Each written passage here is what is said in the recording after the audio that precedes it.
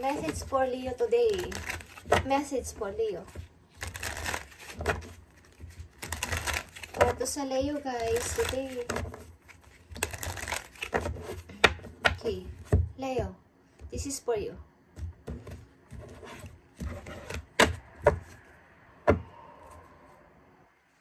Para sa Leo, I need message. Difficulties. Okay. Jealousies from others may serve as obstacle to the success of this connection. Okay. May mga naranasan kayo maybe na silusan sa inyong relation kung kayo nasa relation guys. At ito ay hindi pa tapos na relation sa inyo. Okay, hindi pa tapos na pagsasama.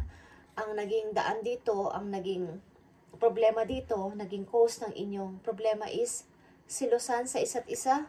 And hindi maayos sa pag-uusap dahil sa mga selos. Okay, ito ang difficulties na inyong naranasan. Guys, sa ilang Leo.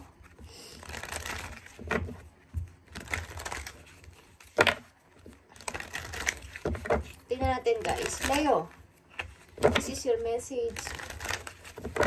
Difficulties.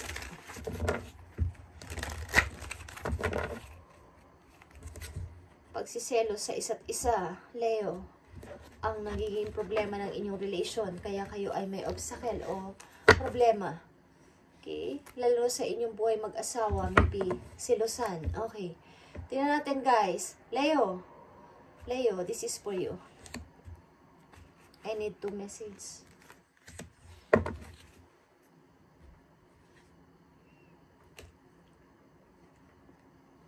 Someone is still holding guys. And yeah.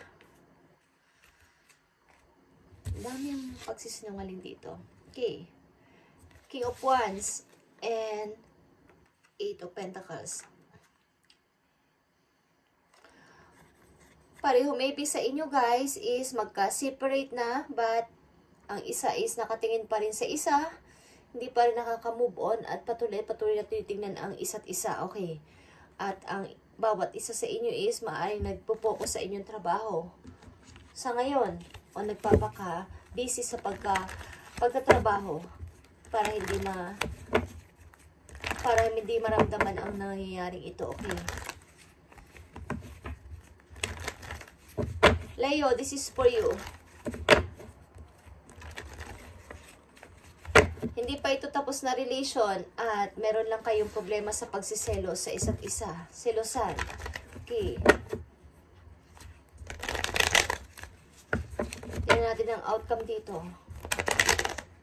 Someone is nakatingin pa rin sa iyo sa malayo guys at hindi pa rin kayo pinapakawalan. Is still holding pa rin, Leo. Yeah. Tingnan natin ang King of Wands. Yeah, is still holding. Patuloy nakikipaglaban sa pag-ibig na to. Eight of Pentacles. The Hermit is reverse. Ibig sabihin is, trabaho man siya ng trabaho, trabaho man ng trabaho kayo, o trabaho man ng trabaho ang isa sa inyo is, walang patutunguhan. Sapagkat nag-iisipan kayo sa isa't isa, okay. The Moon, mystery, is nanatili ang sikreto dito at hindi malaman kung ano ba talaga ang nangyayari sa inyong relation. Sapagkat hindi pa ito tapos, parang silusan lang sa isa't isa. Leo, ano ang dapat niyo malaman dito, guys, na advice sa inyo, sa inyong situation? Ano ang dapat ninyong malaman, Leo? Sa mga nandito sa reading, guys, is, nandito sa reading na to ngayon is, kayo ay nakakaranas ng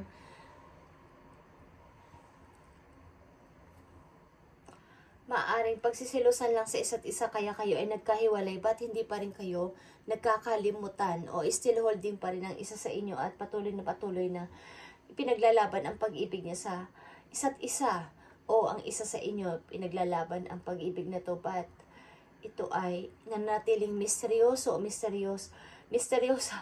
ang tao na to sa buhay ninyo sapagkat hindi nagsasalita. Okay. Wala siyang sinasabi. Bakit nagkalayo tayo? Bakit tayo nagkahiwalay? Sapagkat Ayaw niyo magsalita. Ayaw na niyang makipag-usap. Okay, but nanatili itong sikreto. Gusto ng isa sa inyo dito na malaman ang totoong dahilan bakit mo ko iniwan, bakit tayo nagkahiwalay, sapagkat bakit nandito ka pa rin sa isip ko, okay. Kahit na pinipilit ko maging busy, andito ka pa rin sa isip ko. Bakit? Okay, tingnan natin ang message for you, Leo. Two of Michael, Two of Sword, guys. It will all be better if you just make a decision. Okay? Over-analyzing a problem, find a compromise. Okay, nandito kayo sa time ngayon. Ang ilan sa inyo, Leo, is nag-overthinking. Two of Sword, can't decide. Can't decide. At bakit? Because ito ay unrequited love, guys.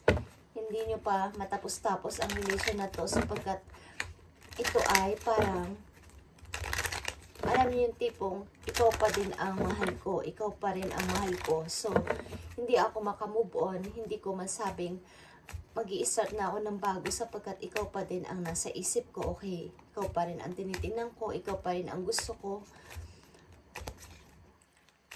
Hindi pa rin ako makaka-move on, hindi pa rin ako makakaalis dito sapagkat walang closure, walang pagtatapos. Okay, tingnan natin. Leo, I need one message dito.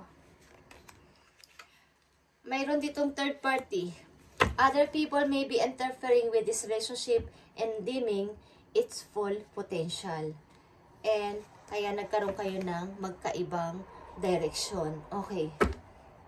Nag-iba-iba na kayo ng landas ng dalawa kasi mayroong third party na akala ang isa sa inyo o talagang meron but walang closure. Okay. Tingnan natin ang third party situation. Leo, nandito ka sa pag-overthinking and you can't decide talaga sapagkat ang isa sa inyo is alam na hindi pa ito tapos and nagmamahalan pa rin kayo sa inyong mind, sa inyong heart. Wala lang kayong closure o wala kayong pag-uusap but ang inyong heart is nagmamahalan pa rin o nagtitinginan pa rin o nag-i-spy sa isa't isa. Okay. Bagamat ginagawa niyong busy ang inyong sarili, is andyan pa rin ang pagmamahal sa inyong puso sa bawat isa. Okay guys, tingnan natin ang message dito sa third party or outcome para sa inyo, Leo. Okay. Six of Wands. May mga friend kayo dito na kayo ay sinasabihan na mag-move on na, Leo, o mag-move on na kayo sa situation na to, palayain mo ng sarili mo at magpuntahan mo na yung gusto mo mangyari.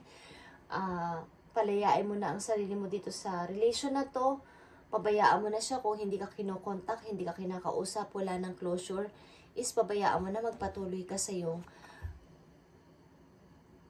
papasimulan ulit, okay, para sa yung happiness.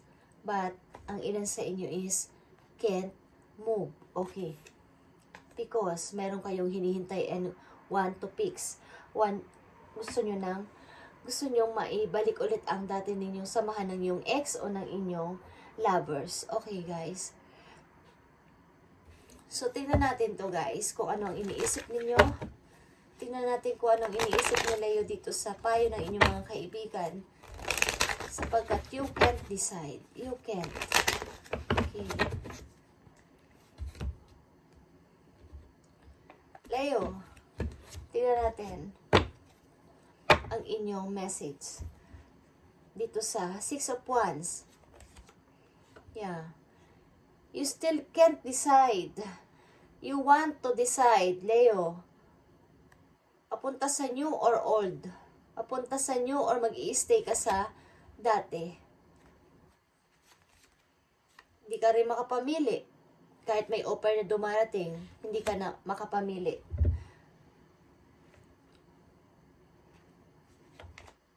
Yeah. Eight of Swords. Hindi ka makapamili. Naguguluhan ka. Leo, nagdadasal ka. Humihingi ka ng payo o ng help doon sa taas na ibigay mo yung wish ko, ibigay mo yung prayers ko. At sobra-sobra yung pagpipray ninyo na ibigay ang imposible. Bagamat Bagamat imposible is gusto nyo maging posible ito. Okay. Itong pag-ibig na to is gustong-gusto ninyo, pero parang hindi kayo guys nakakapag-usap ng maayos and wala kayong closure na dalawa, may problema kayo talaga, and maaaring guys, may isa sa inyo na gustong manuyo, may gusto sa inyo makipag-usap, and may isa sa inyo na ayaw, may isa sa inyo na matigas, may isa sa inyo, Leo, na ayaw makipag-usap ng maayos o talagang harsh magsalita. Okay?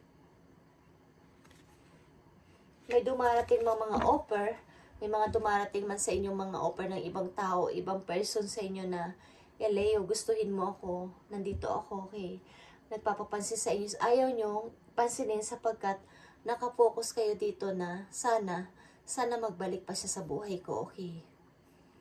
Okay, Leo, this is your message today, and ang message na to is nakapalob sa tao na gustong ibalik ang dati nilang samahan ng kanyang ex. Okay. Hindi siya makapag-decide kung pupunta na siya sa bagong person, mag-i-start na siya ng bago sa kanyang buhay, sapagkat hinihintay pa rin niya yung pakipag-usap sa kanya ng tao na to, na dati niyang minahal, at siguro talagang mahal naman niya ang person na to. Pero may iba't iba na silang path ng buhay ngayon. Magkaiba na sila ng ginagawa sa buhay. Okay, hindi na sila magkasama. But, ayaw nyo umibig pa ng lubusan sa iba. Siguro kailangan dito ng forgive and release, guys. And, bago dumating ang new love, is marami pa kayong mararanasan, guys, Leo, dito na difficult na situation sapagkat wala kayong closure ng yung ex. Okay, guys? Thank you and God bless, Leo.